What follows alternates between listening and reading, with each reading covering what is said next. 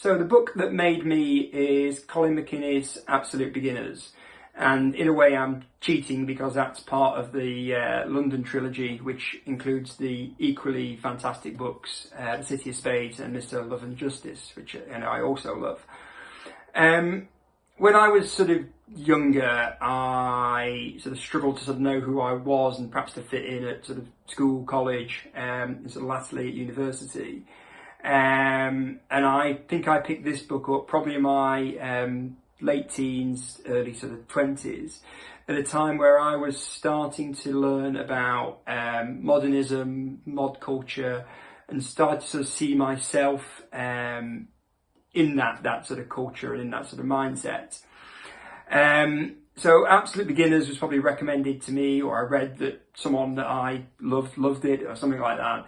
And it gave me an insight to that world of modernism that went beyond that slightly sort of trite, sort of Parker's and the Jam version, into sort of great clothes and coffee shops and jazz and different types of music that are a huge part of my life today.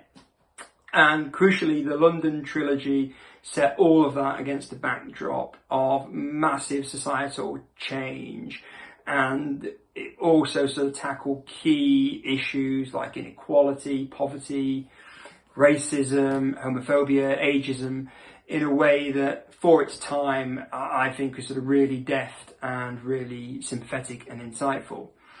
And I think that's why this book sort of changed my life a little bit, because it brought together my love of guitars and clothes and music with my interest in sort of politics and social justice, and it sort of showed me that modernism could be the sort of golden thread that pulled all of that together.